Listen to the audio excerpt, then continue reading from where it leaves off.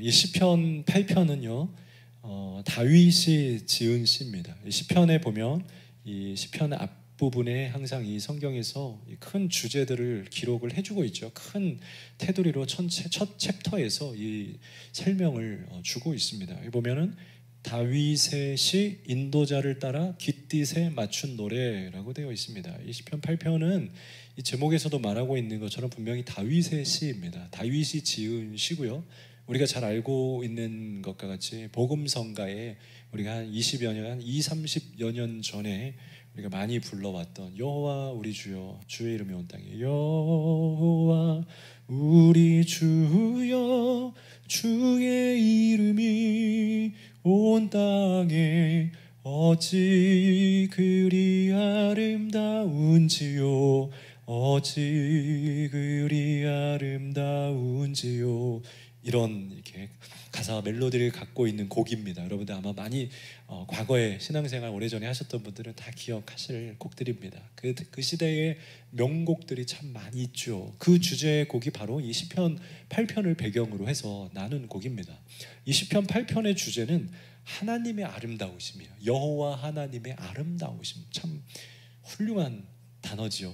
시편의 저자인 다윗은 그 주제를 갖고 오늘 하나님을 노래하고 자신이 경험한 하나님에 대해서 시와 노래를 연주하기 시작합니다. 이 시편은 오늘 이 제목에 나와 있는 것처럼 이 다윗이 기록하는데 다윗이 인도자를 따라서 깃딧에 맞춘 노래라고 되어 있어요. 깃딧은요, 신학자들도 정확하게 찾지는 못하는 단어이긴 한데 이 문맥이나 이 어원들을 보게 될 때에 깃딧에 맞춰서 노래를 했다라고 해서 악기일 것이다, 혹은 어떠한 음악을 할 때 주어지는 추임새 같은 어떤 박자, 리듬, 이런 음악적 용어일 것이다라고 거의 대부분의 학자들이 다 통일해서 이야기를 하고 있습니다. 그러나 구체적으로 어떤 악기인지는 모르겠지만 악기로 쓰여지거나 박자를 인도하는 그런 어떤 음악적 용어일 것이다. 그러니까 다윗이 어떤 악기를 통해서 혹은 자신의 추임새를 통해서 이 박자에 맞춰서 딴딴딴딴딴 이 박자에 맞춰서 회중들을 인도하면서 같이 찬양하고 예배했던 훌륭한 예배곡 중에 하나였다라는 겁니다. 그러니까 다윗이 이 곡을 가지고 하나님을 예배했던 아름다운 노래라는 겁니다. 근데 이 주제가 아름다우시면 하나님을 주님 아름답습니다, 하나님 당신 아름답습니다 라고 노래하는 이 장면을 오늘 말씀에서 볼 수 있게 되는 거예요. 1절 말씀에 이렇게 되어 있죠. 여호와 우리 주여 주의 이름이 온 땅에 어찌 그리 아름다운지요 주의 영광이 하늘을 덮었습니다. 다윗은 첫 선포에서, 첫 가사에서 주제와 자신이 말하는 이 글쓰기의 방향을 설정하는데 그것은 바로 아름다움이라는 주제를 선포하고 있다는 거예요. 여러분, 세상에서 가장 아름다운 게 뭐예요? 여러분들이 생각하는 그 미의 기준은 뭡니까? 여러분들이 만났던 가장 아름다웠던 것들은 무엇입니까? 우리 여행 같은 거 보면 이런 거 있어요. 대한민국 가장 아름다운 바다, 십선, 가장 아름다운 이 산책길, 이렇게 해서 이렇게 뽑아놓은 그런 우리나라에서도 아름다운 길, 아름다운 등산 코스, 이런 것들을 뽑아놓은 것들이 있어요. 참 아름다운 자연들이 많이 있죠. 우리나라에도 이 해외 여행이 이제 작년, 재작년 많이 할 수 없게 된 시대가 되다 보니까 국내 여행을 찾아서 많은 분들이 다니게 되는데, 그러면서 발견한 것들이 숨어있는 명소들. 이 지역에 이렇게 아름다운 것들이 있었구나. 우리는 아름다운 것들을 많이 보고 있고 경험하고 있고 평생에 또 경험하면서 그렇게 아름다운 친구는 없었는데 하는 첫사랑들도 있죠. 그럼 많은 우리의 어떤 미적 아름다움이나 이러한 기준들을 가지고 있고 경험을 하고 있습니다. 우리나라는 또 미스 코리아, 지금은 그 제도가 이제 너무 그 미의 어떤 기준, 너무 그 외모 지상주의 이런 것들 때문에 방송에 되지 않고 따로 하기도 하고 이런 과정들을 거치고 있지만, 그런 미에 대한 기준을 갖고 아름다움을 뽑기 위해서 노력하는 그런 모습들이 많이 있었어요. 그런데 이 신앙이라는 것은요, 바로 이런 데에서 이 어떤 그 신앙의 결정체가 보이는 거예요. 신앙은 단순히 기도를 한다, 우리가 예배를 잘했다, 훌륭했다, 이런 보기 좋았다, 굉장히 많이 했다, 이런 걸로 신앙이 이렇게 단순하게 평가되어지지 않고 그 사람의 어떤 표현, 그 사람의 어떤 그 결정하는 그의 어떤 그 언어나 이런 습성들, 그의 삶의 결과의 모습들을 보면 드러나게 되는데, 다윗이 말하고 있는 다윗에게 있어서의 그 가치관, 아름다움의 가치관, 이것이 바로 다윗의 신앙을 말해주고 있는 거예요. 세상은 아름다움이다 하면 미의 기준을 말해요. 이쁘다를 말하네요. pretty, 귀엽고 아름답고 beautiful, 그냥 아름답다, 이쁘다 라는 눈에 보이는 미적 기준을 대부분 뽑고 있어요. 그것이 우리가 일반적으로 우리 사람이 가지고 있는 기준이에요. 인간적인 눈이에요. 그러나 신앙을 갖게 되었을 때, 하나님을 만나게 되었을 때 우리에게 변화되는 한 가지는 무엇이냐? 그 신앙을 통해서 우리 하나님 아버지라는 분이 나에게 아름다우신 분으로 다가오는 단계, 그 단계가 지금 다윗에게는 왔다라는 거예요. 여러분, 여러분들에게 있어서 이 예배에서 경험되어지는 그 하나님에 대한 경외감이 어떤 것입니까? 예배가 나에게는 하나님을 그저 보는 시간, 갈망하는 시간, 간구하는 시간, 찾는 시간, 좀 위로를 얻는 시간, 그런 거? 근데 다윗에게 이 하나님을 예배하는 시간은 하나님이 날 위로하거나 하나님이 나를 힘주거나 예배드리면 시원하고 예배드리면 힘 얻고, 그러한 수준이 아니라, 그러한 단계가 아니라 하나님의 아름다우신 그 아름다운 광채를 보게 되었을 때 우리 사람들의 모습이 어때요? 그 자리에서 멈출 수밖에 없는 그 경이로움 속에 우리가 완전히 엎드려지게 돼요. 그래서 예배의 기쁨의 단계에 가면 많은 그 예배자들과 성도들은 엎드려지게 됩니다. 도저히 일어설 수가 없습니다. 온몸에 힘이 빠져지고 그분 앞에 무릎 꿇고 엎드려서 하나님의 영광 앞에 무릎 꿇고, 주님, 나는 죄인입니다. 내가 주님께 고개를 들 수 없습니다. 주님은 아름답습니다라고 하는 그 아름다움의 지경까지 가요. 저는 우리들 예배가, 우리가 드려지는 그 예배가 현장이든 온라인 영상이든 앞으로 2주간 더 여러분들 온라인 영상으로 예배를 드리게 될 텐데요, 여러분들에게 그 신앙적인 도전과 좀 제안을 좀 드린다라면, 여러분들이 가정에서 예배 드리게 될 때에 충분한 환경을 만들어 주시고 그곳에서 이 아름다움의 경지까지 들어가 보셨으면 좋겠습니다. 아름다움의 지경에서 하나님을 높이는 단계, 무릎 꿇는 단계, 집에서 얼마나 좋습니까? 나만 있을 때, 우리 가족만 있을 때 완전히 엎드려져서 하나님의 그 아름다움을 바라볼 수 있는 시간, 그 환경을 여러분들이 만드셔야 돼요. 만약에 내가 가정에서 예배 드리는데, 코로나 때문에 예배 드리는데 환경을 갖춰놓지 않고, 가능하면 여러분들이 스마트 TV 이런 게 돼서 TV에 혹은 노트북이라도 연결해 놓으면 참 좋겠지만, 있음에도 불구하고 핸드폰 그냥 하나 딱 열어놓고 혹시 옆에다 간식 하나 갖다 놓고 혹은 잠못 입고 예배드리고 있다라면, 여러분 엄청난 하나님 앞에 어떤 범죄라고 말할 수 있을 정도의 하나님의 너무 부족한 마음을 드린 거예요. 그거는 하나님이 이미 알고 계신 이거는 하나님이 오히려 다른 죄 지은 게 더 나을 수 있을 정도. 왜냐하면 여러분들이 할 수 있는데도 불구하고 너무나 내가 간과하고 하지 않은 충분한 환경을 만들어야 돼요. 다 정돈해놓고 예배 자리 모든 가족이 앉아서 가장 최고의 화질과 음질을 만들어 넣어서 찬송하며 박수치기에도 부족함이 없는 환경들을 만들어 놓으죠. 문 다 열어놓고 다 닫아놓고 다른 데 소리가 나가지 않고 나도 찬양하리라, 입을 벌려서 찬양하리라, 환경을 만들어 놓으죠. 그리고 그 아름다움을 흐느끼고 경배할 수 있는 지경까지 가야 돼요.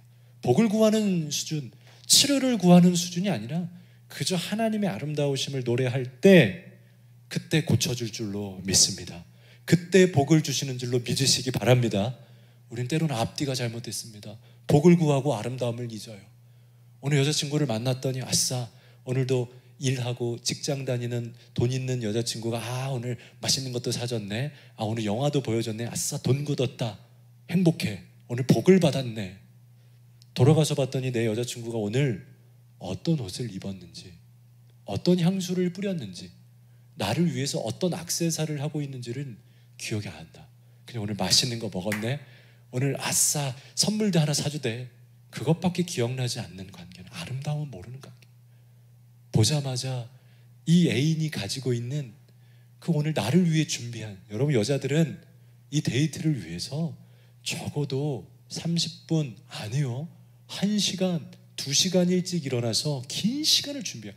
하나님이 여러분들의 예배를 받을 때에는 그렇게 준비하셨다라는 거예요. 근데 그분 앞에 나아가서 아싸 하나님이 오늘도 은혜 주고 오늘 기분도 좋고 힘났네. 하나님의 아름다우심을 기억하지 못하는 단계, 이것은 우리가 뛰어넘어야 할 엄청난 단계예요. 여러분, 다음 예배의 우리의 과정이에요. 우리가 짜릿함을 경험하고 간다면 우리는 너무 아쉬운 예배예요. 아름다움을 경험하는, 오늘 다윗처럼 어찌 그리 아름다운지요. 정말 주체할 수 없는 그 무릎꿇음이 우리에게 나오게 되는 각 가정의 예배들 되시길 주님의 이름으로 축원합니다. 혹시 우리 방송팀에서 마이크 소리를 제 거를 본당을 올렸으면 본당은 좀 줄여주시고, 많이 커서 울려서 혹시 그냥 영상에만 올려주시면 될 것 같습니다. 영상에만. 우리 2절 말씀에 이렇게 기록되어 있죠. 2절 말씀에 2절을 한번 같이 읽어볼게요. 시작. 주의 대적으로 말미암아 어린아이들과 젖먹이들의 입으로 권능을 세우시며 이는 원수들과 보복자들을 잠잠하게 하려 하심이니이다. 하나님이 왜 아름다우신 존재예요? 1절에서 다윗은 아름답습니다, 주님은 아름다우십니다 라고 고백하고, 우리와는 다르게 주님은 나에게 힘을 주셨습니다 고백하지 않고 주님은 아름다우십니다 라고 훨씬 더 고상한 차원의 신앙의 고백의 단계를 이루었어요. 이것이 우리의 목표가 되어야 돼요. 한국교회의 우리의 비전이 되어야 돼요. 근데 왜 하나님이 아름다웠냐? 다윗은 어떻게 그것을 경험했느냐? 오늘 2절에서는 어린아이들과 젖먹이들을 비유로 하고 있어요. 유대인들의 문화에서 어린아이들, 젖먹이들은 어때요? 숫자의 취급을 받지 않는 그런 부류예요. 유대인 문화에서요, 성경에서 60만이다. 보통 출애굽 말할 때 성인이 60만이더라. 이런 식으로 말해요. 그럼 성경에서 말한 60만은 뭐냐면요, 성인하고도 성한 남성들, 장성한 남자들만 말해요. 여자들 빼고 애들도 빼고 성인 남성만 말하는 거예요. 그게 대부분의 이스라엘이 가지고 있는 사람에 대한 기준이에요. 사람 구실을 하려면, 그래도 이 가정 살리고 이 나라 지키려면 성인이 되어야 되고 힘 있는 남성 정도는 되어야 해. 일리는 있습니다. 남성들이 대부분 남성 중심의 전쟁의 삶을 싸워가기 때문에 남성의 숫자가 굉장히 그 국가의 힘의 표본이고 그 국가의 어떤 강대함을 말해주는 중요한 수치이기 때문에 숫자를 말할 때 그렇게 말해주긴 합니다. 그러나 그것이 비단 어떤 힘의 대결 속에서 말하는 수치만이 아니라, 여러분, 사회에 있는 많은 현상들이 왜 중요하냐면, 우리들의 어떤 결정이나 결단이 왜 중요하냐면, 그것들은 그 결단을 통해서, 이것을 하냐 안 하느냐의 결단을 통해서 우리 안에 학습되어지게 되는 것들이 있는 거예요. 단순히 그렇게 A를 선택했을 때 A를 통하여서 A의 학습 결과가 우리에게 스며들어가요. 앞으로 숫자는 장성한 남자만 쓰자. 왜냐하면 그게 합리적이고 우리가 전쟁하는 국가니까 맞긴 해요. 근데 어떻게 되냐면, 그렇게 판단하고 평가했을 때, 결단했을 때 사람이라는 것은 그렇게 우리가 결단한 대로 우리에게 의식이 생겨요. 처음엔 그냥 어쩔 수 없는 상황이었는데 점점 성인 남자가 중요하고 여자보다도 아이들보다도 훨씬 남성 중심적인 사회가 만들어져요. 어쩔 수 없는 거예요. 그래서 예수님께서도 이 땅에 오셔서 말씀을 전하시고 할 때 어린아이들이 나오는 것들을 일반 유대인들이 경계했어. 니네들 나오지 마, 애들은 가라고 얘기했어. 이것이 비단 그들의 합리적인 판단 속에서 성인 남자만을 구한 것이 아니고, 이미 그것이 역사 속에서 유대인 백성들의 마음 속에 훨씬 남성적인 세계, 어른 중심적인 세상으로 바뀌어버렸다는 것을 표현하고 있어요. 근데 하나님은 어떤 분이다라고요? 지금 이거는 신약 시대가 아닌데도 이미 그 수천 년 전에 다윗은 깨달은 거예요. 하나님은 아이들, 젖먹이들의 입을 통해서 권능을 세우신다. 원수들과 보복자들을 잠잠하게 하는데 그걸 누가 하느냐? 어른들이 아니고 남성들이 아니고 아이들이 할 것이다. 하나님은 그 아이들을 사용해 주셨다. 여러분, 다윗은 아이였습니다.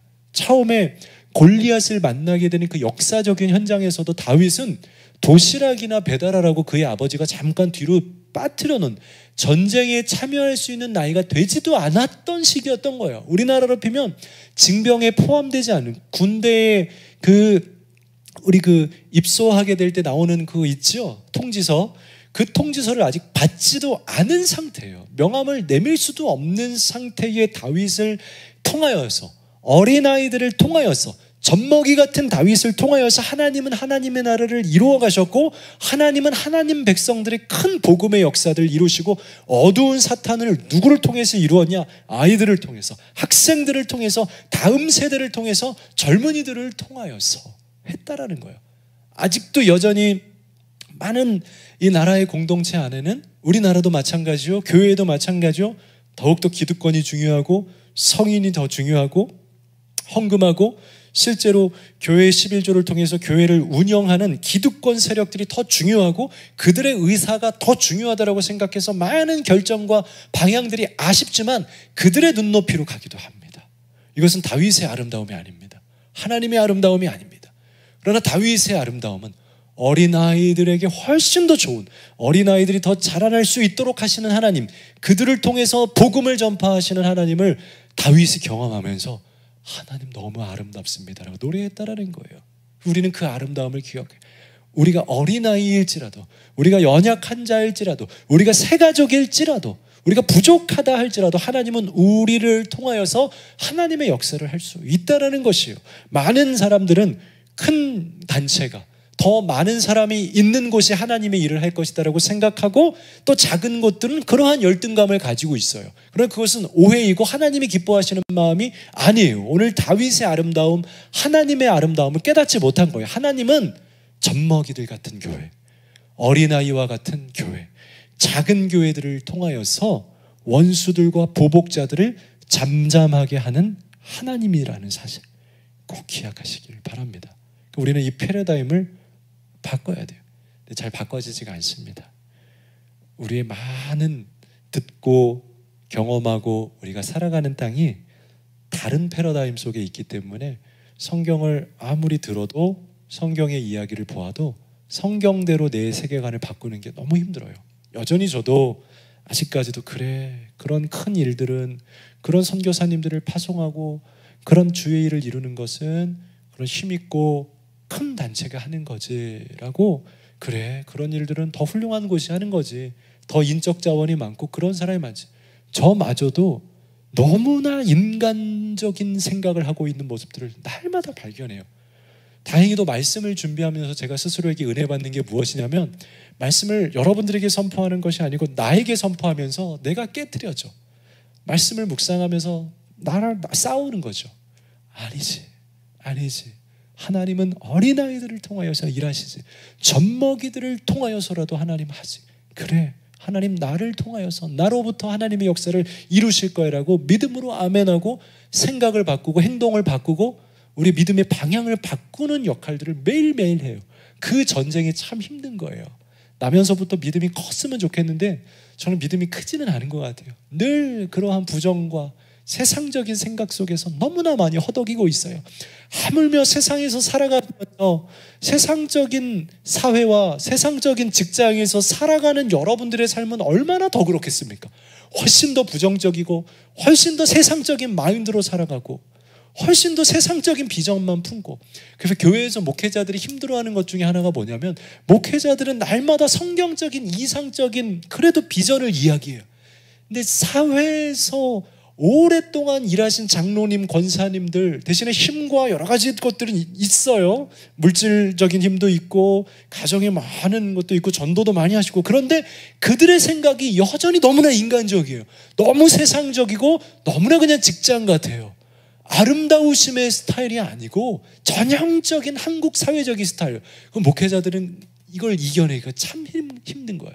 영적인 걸 아무리 이야기해도 사회적인 걸 이야기하면서 목사님 이게 맞습니다. 목사님 더 시간 지나고, 물론 목사님 존경하지만 목사님이 이렇게 제 나이쯤 되면 알게 되실 거예요. 여러분, 거기에 나이가 어디 있습니까? 거기에 연륜이 어디 있습니까? 성경은 성경입니다. 여러분, 절대로 여러분 나이 드셨으면 이제 우리 성도님들 다 권사되고 장로되고 이제 여기서 못 나가는데 무조건 뼈를 박아야 되는데 절대 못 가. 너무 무서워 보였죠. 지금 이 순간 우리 성도들이 우와 끌리는 안 되는데 제가 그냥 믿음의 말을 한 거예요. 여러분들이 잘 크고 어디 가든지 거기서 잘 크시고 장로 되시고 다 훌륭한, 아니 여러분들이 선교사로 파송받아도 너무 좋아요. 오랫도록 동용해야 되는데 여러분들이 나이 들었을 때, 여러분들이 연륜과 경륜이 생겼을 때 사회와 직장과 내가 살아온 패턴을 성경에 대입하지 않았으면 좋겠습니다. 아무리 나이가 들어도 목사님 성경에서 그렇게 말씀하였으니 제가 그 성경에 순종합니다. 이게 지혜이고 이게 연륜이에요. 이게 경륜인 거예요. 이게 존경받는 장로의 모습인 거예요. 많이 보지는 못한 것 같습니다. 한 2분 봤습니다. 계시긴 계시더라고요. 대부분은 직장의 어떤 경험들, 그래서 제가 많이 여기까지 왔는데 이럴 땐 이렇게 하는 게 좋습니다. 도움은 되지만 때로는 버려야 될 때도 있다는 겁니다. 3절 말씀에 주의 손가락으로 만드신 주의 하늘과 주께서 베풀어 두신 달과 별들을 내가 보았습니다. 여러분, 하나님이 왜 아름답습니까?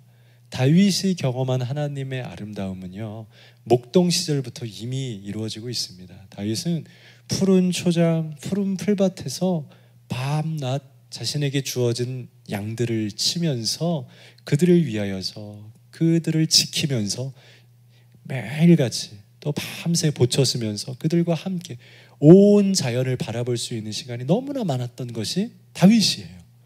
이 다윗이 자연을 보면서 느낀 것이 무엇입니까? 누구보다 그 자연에서, 대자연의 하늘을 보면서 느낀 것이 무엇입니까?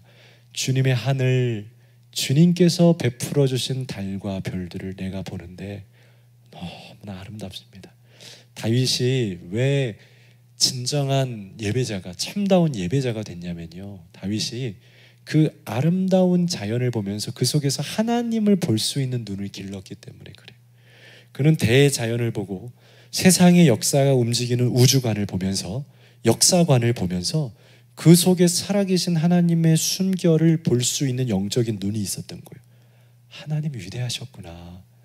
이 어려운 시기 속에서 하나님이 이 세상을 인도하시고 계셨구나. 인간은 끊임없이 전쟁과 기근과 질병과 혹은 자연의 재해와 또 많은 인간들의 다툼들 속에서 위기에서 위기의 연장 속에서 살아갔어요. 계속된 반복의 패턴들 속에서. 근데 다윗은 무엇을 봤냐면, 그럼에도 불구하고 그 속에서 하나님은 인류를 이루어가고 계시고 하나님의 비전을 이끌어가고 계시고 하나님이 끌려가는 것이 아니라 하나님의 뜻대로 온 우주를 끌어가고 있구나. 온 우주의 사이즈가 얼마입니까? 그 과학으로 말할 때 어마어마한 사이즈죠. 지금 우리가 보는 태양과 달이 우리 눈에만 저 앞에서 따올 수 있을 것 같이 무슨 몇 억 광년 뭐 그런 식으로 표현을 하잖아요. 이 어마어마한 사이즈를 하나님은 이끌고 계시다는 거예요. 한 손가락으로. 주님의 뜻대로. 여러분, 코로나가 인간의 뜻이라고요? 이 세상이 힘든 것이 우리 뜻대로 걸어가고 있더라고요. 물론 사람들의 선택은 담겨 있겠지요. 자유의지로. 그러나 하나님이 모르셨다라고요? 하나님의 손이 없다라고요? 아니요. 때로는 저는 골목에서 막 꼬맹이들이 막 지들끼리 얘기하거나 막 놀고 있거나 조금은 위험해 보여도 막 돌멩이 갖고 놀고 있고 위험해 보이면 뜯어말리지 않을 때가 있습니다. 왜? 조금은 위험해 보일지라도 이것이 저들에게 정말 위험한 것이 아니라 저들은 결국 저것을 통해서 더 즐겁게 놀 것이고 헤쳐나아갈 것이고 더 친해질 것이고 결국 어른아로 성장하게 될 것이라는 걸 알기 때문에, 하나님이 이 시국을 모르신다, 우리 마음대로 했다, 다 인간의 잘못이다, 전혀 그렇지 않죠.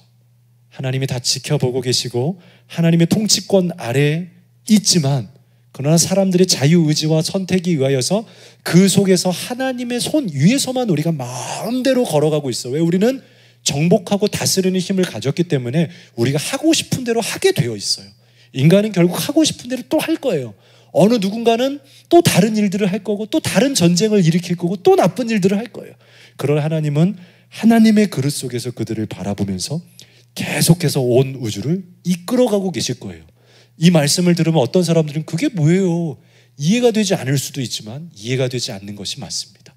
우리의 세계관에서 이해되지 않지만 하나님의 우주적인 세계관에서는 그것이 맞는 겁니다. 하나님의 손에 있지만, 하나님이 보고 있지만, 그러나 모든 것이 다 인간들이 우리의 자유의지로 선택하면서 우리가 벌인 일들이에요. 우리의 탓이에요. 하나님이 막 막아주시죠. 하나님이 스톱해 주시고 하나님 마음대로 하시죠.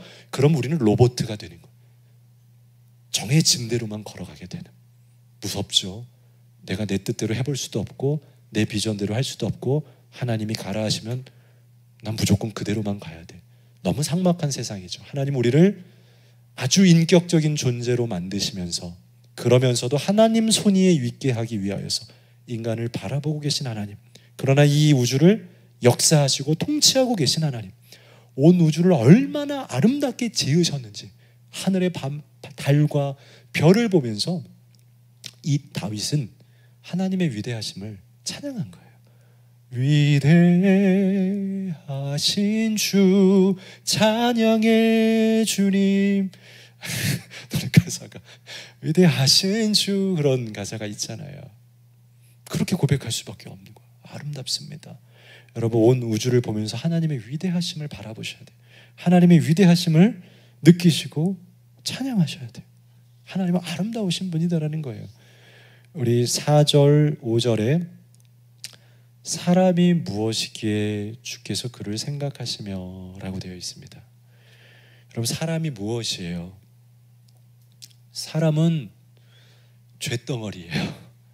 쇳덩어리고 참 나약하고 부족하고 저 스스로만 생각해도 어쩌면 그렇게 머릿속에 생각하는 게 그 정도뿐이고 날마다 부정이고 아무리 하나님이 말씀 주고 믿음 주고 소망 주어도 늘 똑같이 부정하고 의심하고 다시 제자리로 돌아가고, 광야를 일주일이면 돌아갈 거리를 40년이나 뺑뺑뺑뺑뺑 돌면서 마인드 교육을 하고 신앙 교육을 했던 하나님의 마음을 알 것 같아요.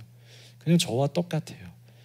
어쩌면 그렇게 날마다 기적을 주시고 살려주시고 말씀으로 날 만들어 주셨는데 나는 매일 거부하고 금세 잊어버리고 작년의 일을 또 까먹고 다시 부정하고 다시 원망하고 늘 믿음의 원자리로 다시 처음의 자리로 돌아가서 다시 어린애가 되어 있는 내 모습을 보면 참 머리에, 현진아 넌 머리에 든 게 뭐냐?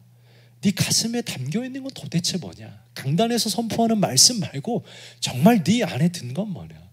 사람이 무엇이기에? 여러분, 사람은 무엇입니까? 여러분들은 무엇입니까? 진실한 여러분들의 모습은 무엇입니까?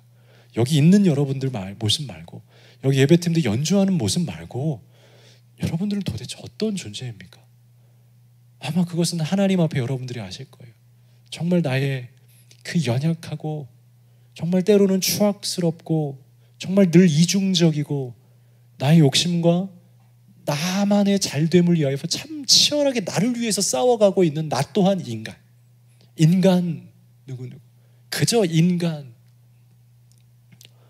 근데 오늘 다윗이 뭐라고 고백하냐면 주께서 그를 생각하시며, 사람을 말하는 거예요. 주께서 인간들을 생각하시며 인자가 무엇이기에 주께서 그를 돌보시나이까. 사람이 무엇이기에 주님이 사람을 돌봐주시고, 심지어 뭐라고 합니까? 5절에 그를, 사람들을 하나님보다 조금 못하게 하셔서, 하나님처럼은 안 하셨습니다. 못하게 하셔서. 하나님 닮았잖아요. 그러니까 우리는 앞서 제가 예배를 열 때 말한 것처럼 하나님을 닮았기 때문에 우리가 가지고 있는 극복과 힘, 저는 믿는다라고 얘기했죠. 바로 이 이야기예요. 우리를 하나님보다는 조금 못하게 하셨지만 우리에게 영화와 존귀로 관을 씌워주셔서 인간이 참으로 영화로운 삶을 살아갈 수 있도록, 실제는 그 죄와 거지와 같은 모습으로 마치 세상에서 탕자의 모습이 사실 동일하게 우리를 설명하는 모습이죠. 세상에 나아가서 하나님의 아들 된 권세를 받았음에도 불구하고 세상에서 돼지 주엄을 먹으면서 아주 더러운 그런 세상적 노숙자와 같은 삶으로 살아가는 존재의 우리의 현실적인 모습, 하나님을 버려두고 집도 떠나온 우리들을 하나님은 영화롭게 여기시고 존귀하게 여겨주시고 긍휼하게 여겨주셔서 우리를 품어 안아주시고 우리를 높은 존재로, 구원의 존재로. 요한복음 3장 16절에 하나님이 세상을 이처럼 사랑하셔서 사람이 무엇이간데 우리를 위해서 독생자를 주셨으니 이는 저를 믿는 자마다 멸망하지 않게 하시려고. 사람이 무엇인데 하나님은 우리에게 독생자까지 주셔서 자신의 아들을 주셔서 우리를 구원케 하셨는가. 하나님 아름답습니다. 하나님의 생각이 아름답습니다. 하나님이 행하심이 아름답습니다. 하나님의 은혜와 구원과 사랑이 결국은 아름답습니다 라고 고백하고 있는 오늘 이 시편의 말씀. 6절, 7절, 8절에는 인간에게 얼마나 많은 권세를 주셨는지, 도대체 사람이 무엇이기에 하나님은 우리를 살리신 것뿐만이 아니라 힘을 주셔서 주의 손으로 만드신 모든 것을 다스리게 하시고 만물을 그의 발 아래 두셨습니까? 모든 소, 양, 들짐승, 공중의 새, 바다, 물고기. 탕자가 돌아왔을 때 탕자의 아버지는요, 다시 한번 잔치를 준비합니다. 모든 재산을 까먹고 자기의 유선을 먼저 달라고 해서 다 잃어버리고 아버지 이름에 먹칠을 한 그 자식에게 왜 새와 들짐승과 소와 양을 다시 주어야 했을까요? 안 주어도 됐을 텐데, 주지 말아야 했을 텐데, 주면 또 까먹을 텐데 하나님은 다시 주시는, 그 탕자의 아버지는 다시 잔치를 풀어주시는 하나님 아버지의 마음을 보여준다는 거예요. 하나님이 그러셨다는 거예요. 사람이 무엇이간데 사람의 죄된 그 속성과 주신 은혜를 날마다 까먹고 마치 은혜를 받지 않은 사람처럼 살아가는 우리들의 모습. 은혜를 어린 시절부터 한없이 우리에게 부여주셨지만 우리는 오늘 또한 다시 어린 시절로 돌아가서 나는 은혜를 받은 적이 없습니다. 나는 용돈 받은 적이 없습니다. 나는 하나님께 사랑받은 적이 없습니다라고 날마다 부인만 하고 있는 우리들의 삶.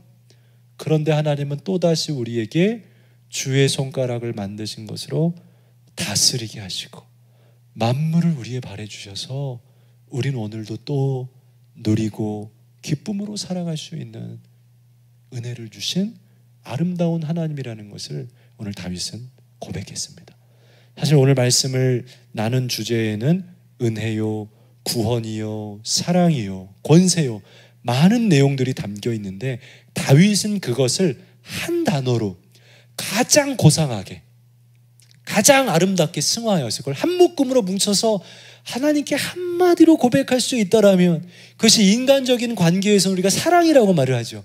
사랑합니다 라고 고백하는 것, 다른 것보다 우리가 부모님에게 최고의 용어를 드릴 수 있다면 부모님, 우리 아버지 존경합니다, 이것도 좋고 감사합니다 다 좋지만 이 모든 것을 진심으로 담을 수 있는 가장 최고의 단어는 아버지, 어머니 사랑합니다 라고 말하는 것처럼 우리가 하나님을 향해서 가장 최선의 찬사와 이 모든 은혜를 고백할 수 있는 단어와 문장이 있다는 것은 하나님 당신은 아름다우십니다.